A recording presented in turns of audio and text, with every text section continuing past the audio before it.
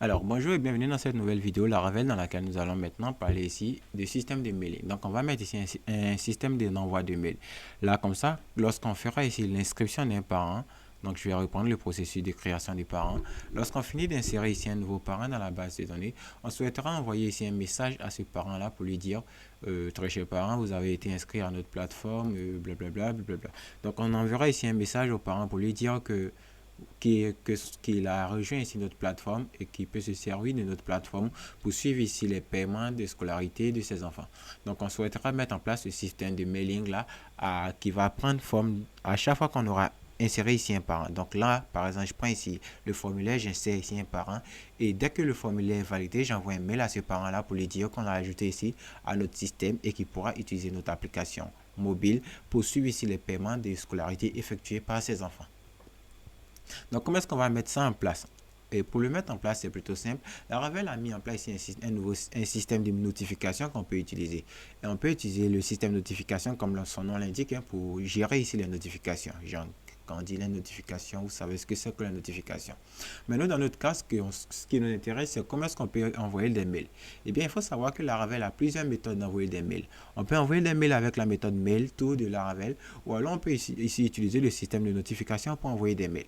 Donc, je trouve que les deux méthodes sont vraiment simples à utiliser. Et ici, je vais vous inviter à faire des recherches sur MailTo. Et ensemble, aujourd'hui, nous allons découvrir comment est-ce qu'on peut faire pour envoyer des mails en utilisant ici le système de notification.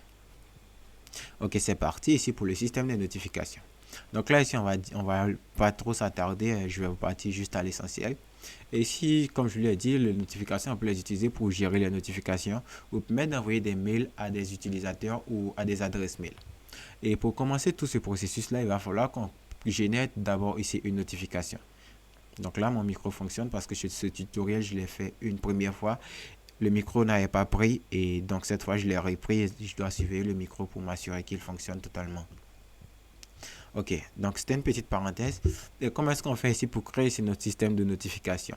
Donc là, pour démarrer ici l'envoi des mails, on doit créer ici une nouvelle notification avec cette commande php artisan make notification suivi du nom de la notification. Donc c'est parti, on va se rendre dans notre console ici et on va créer ici notre nouvelle notification. Donc ici, moi, j'ai fait ici PHP Artisan Make Notification. Et le nom de la notification, je l'ai appelé Send Parent Registration Notification. Donc, envoie une notification aux parents lorsqu'ils sont inscrits. Si on doit traduire ça directement chez nous ici en français. Donc ici, la notification, je l'ai appelée Send Parent Registration Notification. Et vous pouvez l'appeler comme vous voulez. Vous pouvez l'appeler Send Parent Email ou Send Parent Email Notification. Et là, vous pouvez lui donner le nom que vous souhaitez. Et là, une fois que vous avez fini de définir le nom de cette notification, vous avez juste à faire ici un coup d'entrée pour créer ici cette notification. Et là, vous aurez ici un message d'info pour lui dire que la notification a été créée. Et où est-ce que cette notification a été créée? Elle a été créée dans le dossier je vais fermer ça, app, notification, et vous allez trouver ici un nouveau fichier notification. Et là, si vous déroulez ici ce nouveau fichier qui a été créé, vous allez voir qu'il n'y a rien de spécial. C'est juste ici une classe qui fait un use de creable, qui est un constructeur, qui a une méthode ici via, qui a ici encore une méthode toMail et c'est tout. Donc c'est ce fichier send parent notification, parent registration notification qu'on va vouloir utiliser pour envoyer des notifications aux parents lorsqu'on fera ici leur ajout dans notre système. Ok, donc là, la notification a été mise en place. Et tout le reste, ici, on peut continuer la documentation. On dira qu'ici, lorsqu'on veut envoyer des notifications, il va falloir qu'on utilise le trait notifiable sur le modèle en question. Par exemple, dans mon cas, le modèle qui va permettre d'envoyer des notifications, ça sera le modèle student parent.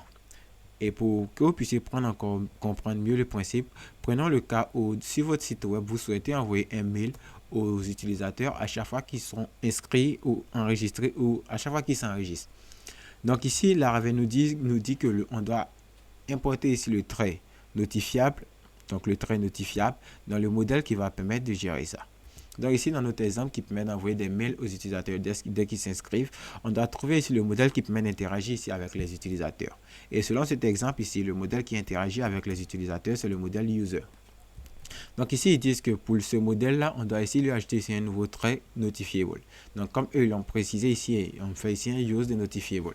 Donc là, si on souhaitait envoyer ici un mail à tous les utilisateurs lorsqu'ils s'inscrivent, on aurait ici fait un use de notifiable, comme ça. Mais nous, dans notre cas, ce qu'on souhaite faire, c'est pas d'envoyer un mail aux utilisateurs lorsqu'ils s'inscrivent. Ce que nous souhaitons faire, c'est d'envoyer un mail aux parents lorsqu'ils s'inscrivent. Et pour cela, on doit rechercher le modèle qui permet d'interagir avec les parents et lui passer ici ce trait use notifiable. Et ici, pour le modèle qui interagit avec les parents, on l'a appelé ici student parent. Donc ici, on a dans ce modèle juste une méthode, juste un use as factory.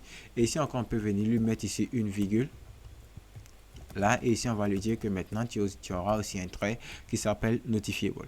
Et pour ceux qui n'ont pas l'auto-import, vous avez juste à l'importer manuellement en faisant un use de illuminate notification notifiable. Donc, en passant ici ce notifiable, on dira que là, ce modèle-là va permettre de recevoir des mails à ces données. Donc, les données de ce modèle pourront recevoir des mails qu'on pourra programmer. Donc, une fois qu'on a passé le trait notifiable ici, c'est bon. Ensuite, là, ils disent que là, on doit créer ici une nouvelle instance de notification. Et ça, on va le faire ensemble. Donc, ce que nous souhaitons faire, c'est d'envoyer ici un mail aux parents lorsqu'il est enregistré. Et là, à quel moment est-ce qu'on enregistre nos parents? On l'enregistre lorsqu'on travaille sur le contrôleur livewire create parent. Donc là, on l'enregistre ici. Et là, on fait un try catch, on enregistre ici le parent. Et cette variable data search. Et là, on doit avoir deux étapes. On doit envoyer un mail au parent une fois qu'il est ajouté dans la base de données. Et ici, on doit encore vérifier si le parent est inscrit dans la base de données avant de lui envoyer un mail.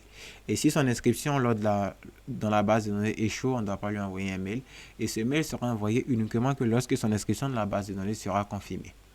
Donc ici, on mettra ici un if $parent qui permettra de vérifier que l'opération s'est bien déroulée. Parce que là, si vous vous rappelez, on a fait ici un $parent save et l'opération se déroulera bien si on est dans ce try là.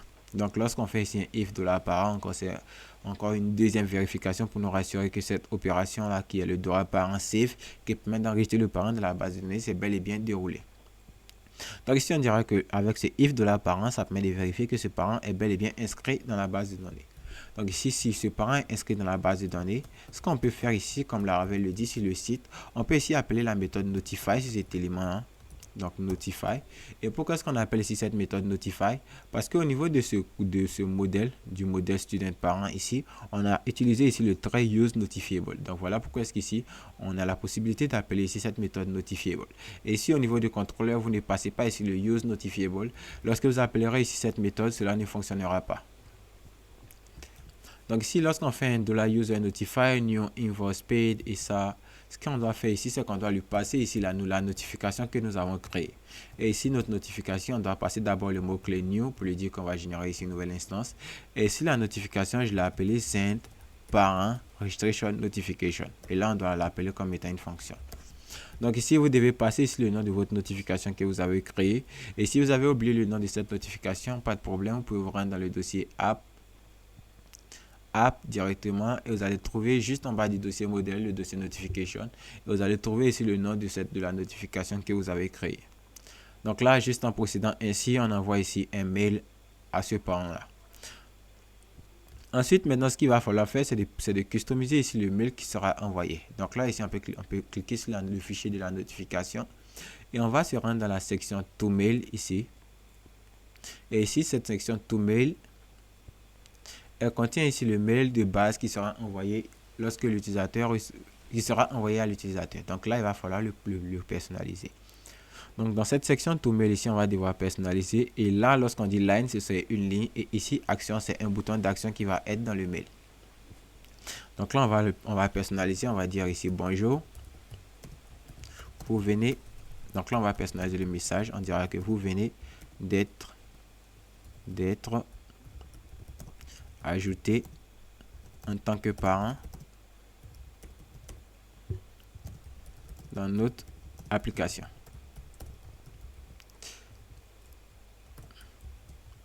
Donc là, bonjour, vous venez d'être ajouté en tant que parent dans notre application. Vous pourrez ici suivre les paiements de vos enfants à travers, ici je dirais l'application mobile, disponible ci-dessous. Et ici, là, dans la partie action, je dirais application mobile ici, où je mettrai télécharger l'application mobile.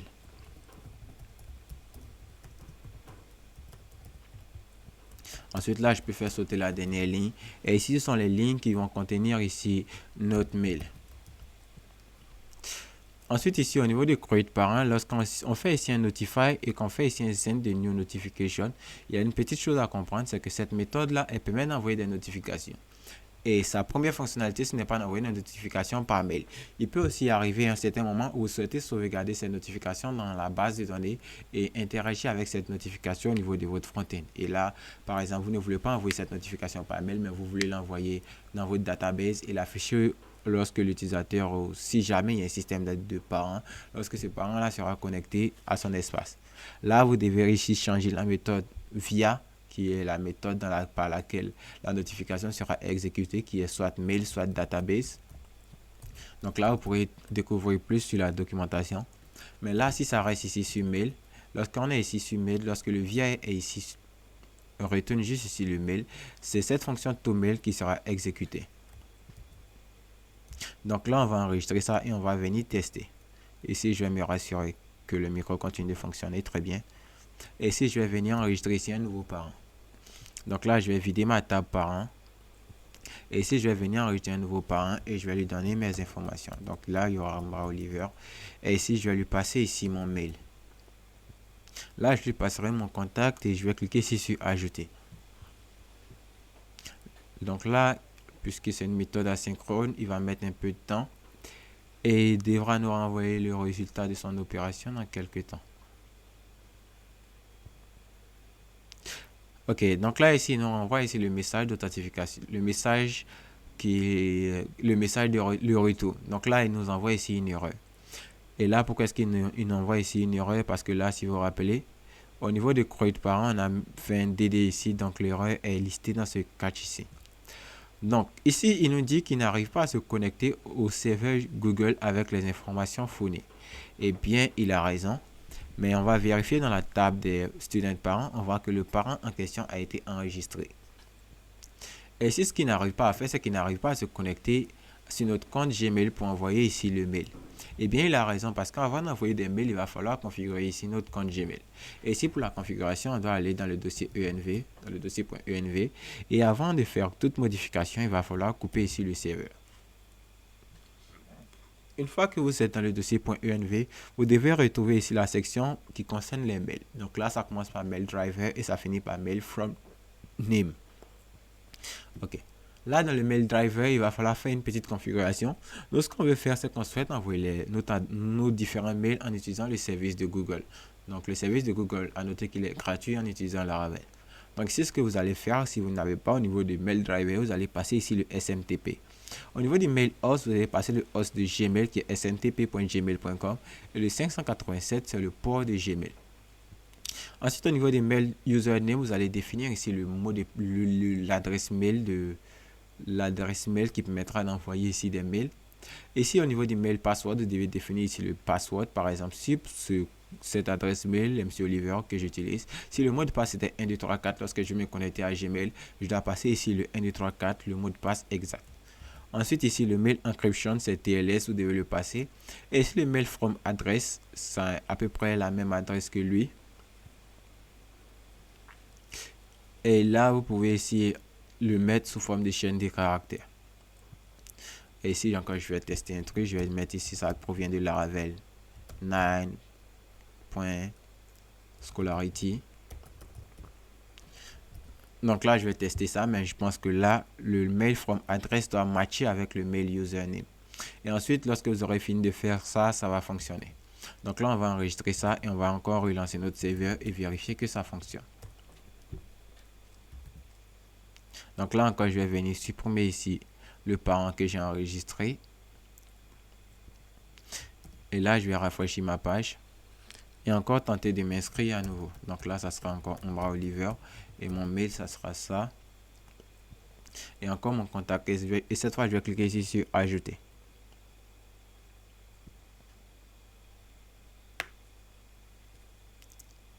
Et là, il me dit encore une fois qu'il n'arrive pas à se connecter en utilisant mes informations. Et pourquoi est-ce qu'il me dit ça? Parce que là, mon compte Gmail, ce compte-là, il utilise l'authentification à double facteur. Donc, il faut noter que si vous n'utilisez pas l'authentification à double facteur, ça passera chez vous. Mais pour tous ceux qui ont des comptes Gmail qui sont un peu sécurisés et qui utilisent l'authentification à double facteur, il va falloir faire une petite configuration du côté de Gmail. Donc, notez que lorsqu'on utilise l'authentification à double facteur, notre compte Gmail est un peu plus sécurisé que la normale, que la moyenne, que les autres comptes Gmail. Donc ici, il va falloir aller au niveau de gmail.com et lui dire que on souhaite utiliser notre compte sécurisé pour recevoir des mails. Donc là, vous devrez vous connecter sur l'adresse mail que vous aurez définie ici, sur le compte mail plutôt que vous aurez défini ici. Et là, mon cas, c'est celle-là. Donc là, ça c'est le compte mail. Et là, si vous utilisez l'authentification à double facteur, vous devez cliquer ici sur la photo de votre compte, aller dans la section gérer mon compte, gérer votre compte Google si vous préférez, et cliquez ici cette fois sur sécurité. Donc une fois que vous êtes sur sécurité, vous allez juste descendre, vous allez voir ici une section qui dit connexion à Google. Donc là, vous allez cliquer sur connexion à Google, ça ne va rien changer, mais juste en bas, vous allez trouver une partie qui s'appelle mot de passe des applications. Aussi, votre Gmail en anglais, vous allez voir application password. Donc ici, si vous déroulez ici le mot de passe des applications, puisque vous utilisez l'authentification à double facteur, le mot de passe, par exemple, si ce compte-là, le mot de passe pour accéder à ce Gmail, c'était 1, 2, 3, 4, ce mot de passe-là n'est plus reconnu lorsqu'on essaie d'y accéder à travers des applications tierces. Donc ici, il va falloir que lorsqu'on souhaite avoir accès à notre compte Gmail à travers une application tierce et qu'on utilise l'authentification à double facteur, on peut lui préciser ici un nouveau mot de passe qui a été généré par Gmail. Donc là, vous allez cliquer ici sur mot de passe des applications. Et là, dans mon cas, vous voyez un mot de passe, mais dans votre cas, vous ne verrez rien. Donc là, vous allez cliquer dessus. Et vous allez tomber ici sur un écran qui va d'abord vous demander de vous connecter. Donc là, vous obéissez, vous vous connectez. Et là, ce que je vais faire, c'est que je vais supprimer mon ancien code. Et ensuite, on va générer un nouveau mot de passe pour nous connecter. Donc là, ici, vous allez cliquer sur sélectionner une application. Et là, je vous recommande de prendre messagerie. Et si sélectionnez un appareil, vous pouvez prendre ici Windows Phone ou ordinateur Windows ou n'importe lequel des autres, ou alors cliquez ici sur OT, marquez ici Laravel et ce que vous voulez. Mais là, on va prendre messagerie et cliquer ici sur ordinateur Windows et ici on va générer un nouveau mot de passe. Et ce nouveau mot de passe qui a été généré là, vous pouvez juste le copier et aller le remplacer ici dans la section mail password. Notez que ce mot de passe là sera rapidement supprimé. Donc, lorsque vous n'aurez plus besoin de lui, vous pouvez vous rendre dans la section mot de passe des applications et le supprimer. Donc, maintenant que j'ai mis le mot de passe ici, je redémarre mon serveur Laravel. Et encore, je vais venir et tenter de faire ici une nouvelle inscription. Là encore, je vais vider ma table.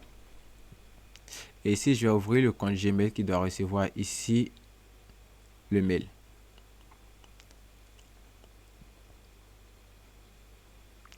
Ok.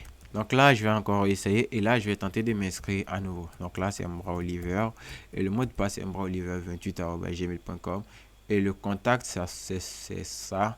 Et si je clique ici sur ajouter maintenant, il va un peu ramer, mais après un certain temps, il va me rediriger sur l'écran liste des parents. Donc là, on peut patienter ensemble et on voit qu'on est redirigé sur l'écran liste des parents avec le message parents ajouté. Et au niveau de la base de données, si on parcourt, on voit qu'on a bel et bien les informations du parent qui sont listées ici. Et maintenant, si on se rend sur le site sur Gmail, on voit qu'on a reçu ici un nouveau mail qui provient de Laravel. Et là, on a le titre de la notification qui est là, qui apparaît. Et si on ouvre ici, c'est ce mail-là, on a bel et bien le mail qu'on avait défini. Hello, bonjour, vous venez d'être ajouté en tant que parent dans notre application. Vous pourrez suivre les paiements de vos enfants à travers l'application mobile disponible ci-dessous. Et là, on a téléchargé l'application mobile. Et si on vérifie au niveau de notre notification, les lignes qui sont écrites ici correspondent aux lignes qui sont venues là. Donc là, vous avez compris comment est-ce que vous pouvez faire pour envoyer ici des mails à travers une application Laravel. Donc si on doit faire ici un petit récapitulatif, on va reprendre. La première chose à faire, c'est de générer ici une nouvelle notification. Ensuite, lorsqu'on génère cette notification, on doit ensuite trouver le modèle qui va permettre d'interagir avec le système de notification. Dans notre cas, c'était student parent. Une fois qu'on a trouvé ce modèle-là, on doit venir ici lui ajouter le trait Use Notifiable. Ensuite, là, vous devez chercher la partie où vous souhaitez utiliser pour envoyer le mail. Et là, vous devez ici instancier ici une nouvelle méthode de notification en appelant plutôt la notification que vous avez créée.